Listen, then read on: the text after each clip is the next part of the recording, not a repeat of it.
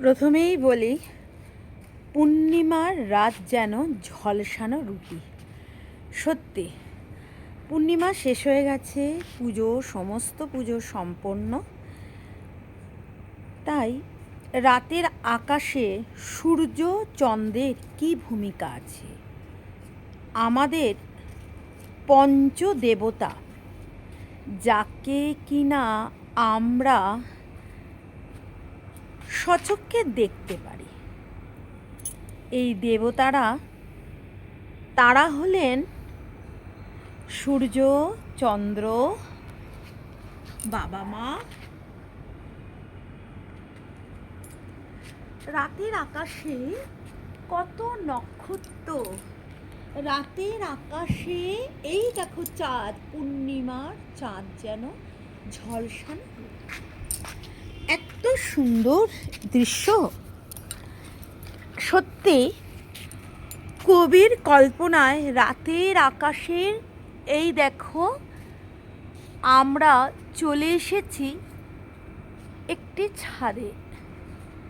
সেখানে এত আকাশের ভূমিকাটা বন্ধু দেখো, মনে হচ্ছে যেন দার্জিলিং পর্বতে এসেছি। নমস্কার, তোমরা কেমন আছো? আমি অ্যাস্ট্রোলজার অঞ্জনা শাস্ত্রী বলছি। জানো তো, আমার কাছে যারা অ্যাস্ট্রোলজির জন্য আসে গণনা করতে, তাদের মধ্যে কেউ জানতে আসে তাদের ভবিষ্যতের ঘটনাগুলো, আর একদল মানুষ আসে তারা জ্যোতিষীর কাছে একটা বিশাল আশা নিয়ে আসে যে মনে হয় জ্যোতিষীরা তাদের ভাগ্যটা পরিবর্তন করে দিতে পারবে। এই আশা নিয়ে যারা জ্যোতিষীর কাছে আসেন, তারা যে সমস্ত ভালো অ্যাস্ট্রোলজার, সৎ অ্যাস্ট্রোলজার, তাদের রাশিচক্র গণনা করে বলেন যে তারা যেটা চাইছে, অর্থাৎ তারা চাইছে তার ছেলে বা মেয়ে বিশাল বড় জায়গায় বিদেশে চাকরি করবে, কিন্তু তাদের ছেলের বা মেয়ের বা বাবা মার হরস্কোপে দেখা গেল তার ছেলের বিদেশের কোনো চাকরির যোগ নেই। অথচ সেই মানুষটি যখন আমাদের কাছে আসেন একটা বিশাল চিন্তাভাবনাকে নিয়ে, যে জ্যোতিষীরা তার ভাগ্য পরিবর্তন করে দিতে পারবে, তার ছেলে এবং মেয়ে ভবিষ্যতে কোনো বিদেশ সংক্রান্ত ব্যাপারে গিয়ে চাকরি করে সমাজের একটা বিশাল প্রতিষ্ঠিত উচ্চ আভিজাত্যের শিকড়ে বিলংস করবে। কিন্তু সেই মানুষগুলো যখন আমাদের কাছে এসে আমাদের প্রেডিকশন শুনে আমরা যখন বলে দিই তার ছেলে অথবা মেয়ের সত্য ঘটনাগুলো, তখন সেই মানুষগুলো আমাদের মতো যেসব জ্যোতিষী মানুষের পথ দেখায়, সত্য কথাটা বলে, যে মানুষটা এসেছিল আমার কাছে বা আমাদের মতো অ্যাস্ট্রোলজারের কাছে কারো মারফতে, যে জ্যোতিষী অনেক কিছু করে দিতে পারে, তখনই তাদের মনে হয় যে এই জ্যোতিষীরা মনে হয় ঠিক নয়। কারণ তাদের আশা যে অমুক ব্যক্তির ছেলে এখানে এসে বিদেশে গেছে, এই আশাটা নিয়েই, স্বপ্নটা নিয়েই জ্যোতিষীর কাছে আসে। কিন্তু জ্যোতিষ যখন তার সত্য ঘটনাকে তুলে ধরে, তখন সেই সমস্ত মানুষরা জ্যোতিষের ওপর আস্থা হারিয়ে ফেলে।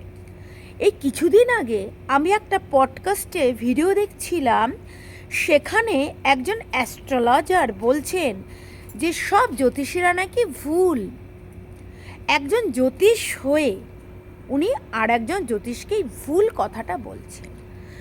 আসলে আমাদের এই ভুল বা আমরা অনেক ভালো অ্যাস্ট্রোলজার, এটা কিন্তু আমাদের পাবলিকরাই আমাদের এই ট্যাগটা লাগিয়ে দেয়।